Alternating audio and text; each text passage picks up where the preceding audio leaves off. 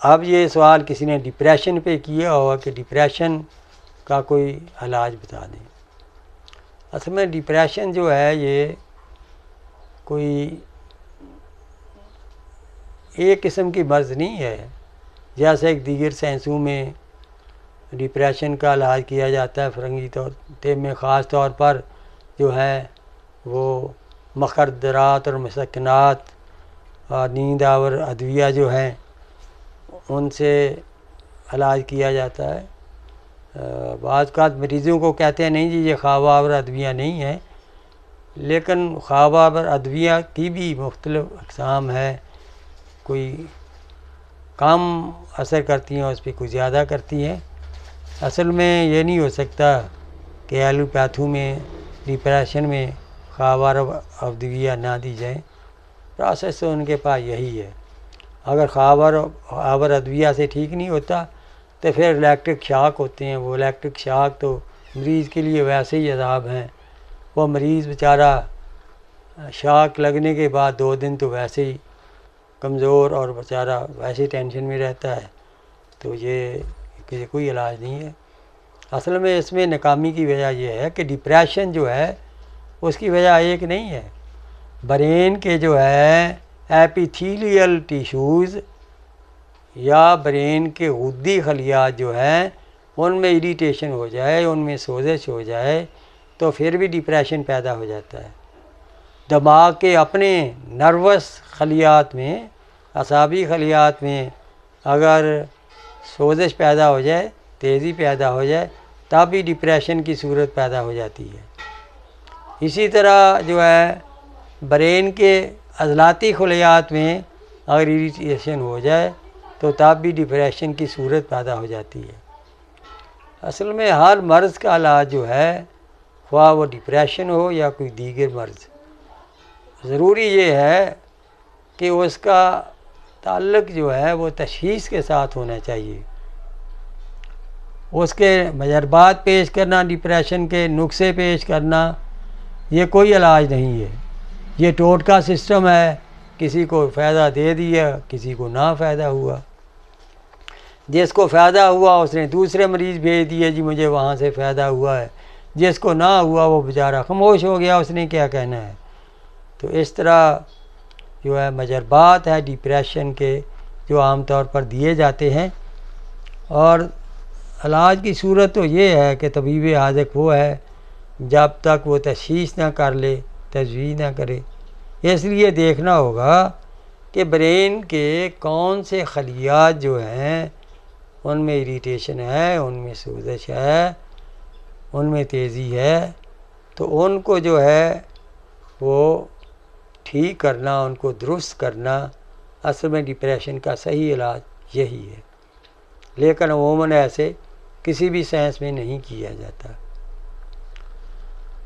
Depression جو کہ غدی تحریک میں ہوتا ہے، عام طور پر ایسے مریض غدی صابی تحریک میں دیکھے گئے ہیں۔ اب اس میں دماغ کے غدی خلیات میں جو ہے اریٹیشن ہوتی ہے، سوزش ہوتی ہے، تو جس کی وجہ سے ڈپریشن کا عارضہ ہو جاتا ہے۔ ایسے میں مریض جو ہے غم کا شکار رہتا ہے، اور مریض جو ہے وہ پریشان حال رہتا ہے۔ تو ایسی حالت میں ہمیں غدی صابی تحریک ہے تو صابی علاج اس کا کرنا چاہیے۔ ایسی صورت ہو تو اس میں جو صابر صاحب نے دعائے پاگل پن کے نام سے نسخہ لکھا ہے وہ بہترین ہے اور اسے بڑا اچھا کام کرتا ہے۔ وہ دعائے پاگل پن کے نام سے کیا نسخہ ہے، کیا مرکب ہے، وہ میں ہدیہ ناظرین کرتا ہوں۔ چھوٹی چندن 200 گرام، سندل سوید 100 گرام، کشنیز 100 گرام، مرچ سیاہ 100 گرام، ان کو اچھی طرح پیس لیں، باریک پیس لیں، پھر 500 mg کے کیپسول بھر لیں، 2 کیپسول صبح شام دیں۔ اگر کسی پاس گولیاں بنانے والی مشین ہے تو وہ تھوڑی سی ان میں گون ڈال کے یا چینی کا قوام ڈال کے اس کا دانہ بنا لے اور اس سے گولیاں تیار کر لے، وہ 2 گولی صبح شام دے۔ اس کے ساتھ غذائیں جو ہیں وہ بھی بتانی پڑیں گی، مولی، گاجر، شلجم، کدو، ٹنڈے، گھیا، توری، مونگی کی دال، کالی مرچ، ہلدی، ادرک، لہسن، دھنیا، زیرہ سفید ڈال کے، سردہ گرما، امرود، خربوزہ، پپیتا، ناشپاتی، لیچی، اس قسم کے جو ہیں پھل بھی ساتھ اور غذائیں بھی ساتھ تجویز کی جائیں گی تو تبھی فائدہ ہوگا۔ مجربات کے ساتھ جب تک غذائی علاج شامل نہ کیا جائے تو کما حقو ہو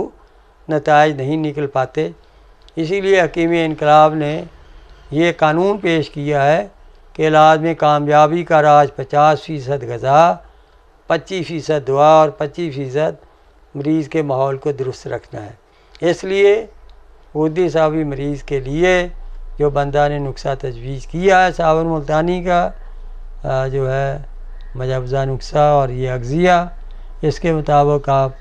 جو ہے علاج کریں، انشاءاللہ تعالی مریض کو فائدہ ہوگا، اس کا ڈپریشن جو ہے وہ ٹھیک ہو جائے گا۔ کچھ مریض میں نے جو دیکھے ہیں اعصابی عضلاتی تحریک میں ڈپریشن کے شکار ہوتے ہیں، ایسے مریض بھی میرے پاس آئے ہیں، اور ان کے دماغ و اعصاب کے ذاتی خلیات، اعصابی نروس ٹیشوز اور نروس سیلز، ان میں اریٹیشن اور سوزش ہوتی ہے، جس کی وجہ سے وہ خوف کا شکار رہتے ہیں، خاموش رہتے ہیں، ہر وقت جو ہے اٹھنے کو جی نہیں چاہتا، کام کرنے کو جی نہیں چاہتا، بس یا رونا شروع کر دیتے ہیں اور یا ڈرنا شروع کر دیتے ہیں، اور یہ جو ہے حالت جو ہے ان پہ طاری رہتی ہے اعصابی عضلاتی ڈپریشن کے مریضوں کے۔ تو اس کا علاج عضلاتی غدی شدید سے بڑی کامیابی کے ساتھ کیا جا سکتا ہے۔ عضلاتی غدی شدید حکیم انقلاب کے فارماکوپیا کا مرکب ہے، اور اس میں جو ہے عضلاتی غدی شدید جو مرکب ہے، اس میں لونگ، دارچینی اور جلوتری جو ہے یہ ان 3 چیزوں سے مرکب ہے، اور یہ 3 چیزوں کو گرائنڈ کر کے پاؤڈر کر لیں، 1/4 چمچی صبح دوپہر شام دیں۔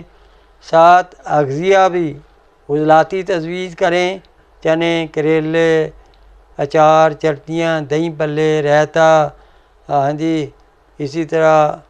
جو ہے آلو بخارا، جامن، فالسا، آڑو، جتنے بھی جو ہیں یہ چھوٹا گوشت اور اس قسم کی جتنی بھی عضلاتی غذائیں ہیں ساتھ وہ تجویز کریں، انشاءاللہ تعالی اعصابی عضلاتی ڈپریشن کا مریض جو ہے اس کا ڈپریشن جاتا رہے گا اور وہ صحت یاب ہو جائے گا۔ تیسرا جو ہے وہ مریض دیکھے گئے ہیں ڈپریشن کے عضلاتی غدی تحریک میں۔ میرے پاس اس کی ڈپریشن کے مریض بھی آئے ہیں۔ ایک مریض تو خصوصی طور پر مجھے یاد ہے کہ میرے پاس آیا تو وہ عضلاتی غدی مریض تھا، انتہائی لڑاکا، کسی کے قابو میں نہیں آ رہا تھا۔ وہ کہتے ہیں بڑی مشکل سے ہم پکڑ کر اس یہاں پہ لائے ہیں، حکیم صاحب دوبارہ لانا مشکل نہیں ہے۔ تو یہ جو ہے سب سے لڑتا ہے اور بہت ہی ستاتا ہے، چیزوں کو اٹھا اٹھا کر پھینکتا ہے، عجیب اس کی کیفیت ہے۔ تو یہ ساری علامات بھی عموماً عضلاتی ہیں۔ تو نبض بھی اس کی میں نے دیکھی تھی، تو نبض اس کی مشرف تھی، شدید جو ہے وہ سلب تھی، اور اس کے ساتھ ساتھ سری تھی اور مشرف تھی، اور 2.5 انگلیوں تک اس کی طوالت تھی۔ تو نبض اور علامات سے ٹیلی کرنے کے بعد میں نے کوئی اس کا بڑا علاج نہیں کیا، میں نے ویری سمپل غدی عضلاتی مرکب تریاق معدہ اسے تجویز کر دیا۔ تریاق معدہ کا نسخہ جو ہے اجوائن 100 گرام، پودینہ 100 گرام، گندھک آملہ 100 گرام،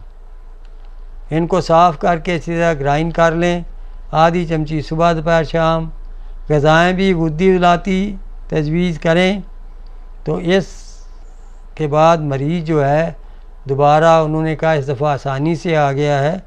ابھی شکایت تو ہے لیکن وہ شدت ٹوٹ چکی ہے، تو وہ جو 3 ماہ تک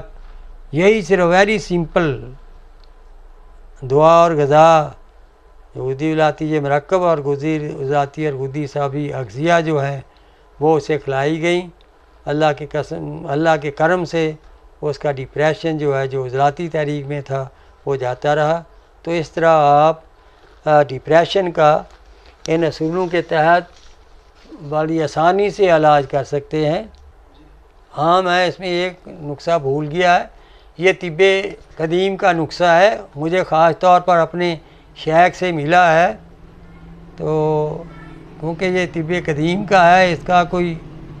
بھروسے کے ساتھ مجاز تو قائم نہیں کیا جا سکتا۔ یہ نسخہ جو ہے استخدوس 100 گرام، عود سلیب 100 گرام، جدوار خطائی 100 گرام، بادر نجبویا 100 گرام، ان تمام ادویہ کو اچھی طرح گرائنڈ کر لیں۔ گرائنڈ کر کے جو ہے وہ چھوٹا بیر جو ہوتا ہے اس کے برابر اس کی گولیاں بنا لیں، 2 گولی جو ہے وہ نہار منہ دیں۔ عام طور پر یہ آپ ہر مجاز کے مریض کو دے سکتے ہیں، یہ طب قدیم کا مرکب ہے، تو اس سے بھی بعض مریضوں کو فائدہ ہو جاتا ہے، ان کا ڈپریشن اس سے بھی جاتا رہتا ہے، کیونکہ میرے معمولات میں سے ہے۔ بعض مریضوں کو جو ہے اگر اصول کے تحت کوئی اس میں کمی بیشی رہ جائے تو این پہ میں ایک اسے بھی احتیاطاً شامل کر دیتا ہوں، تو رزلٹ پھر دوبالا ہو جاتا ہے۔ اصل میں اگر کسی نے یہ مرکب دینا ہو تو پہلے اکیلا ہی دینا چاہیے، اس سے بھی اچھے نتائج وہ لے سکتا ہے۔ اللہ حافظ۔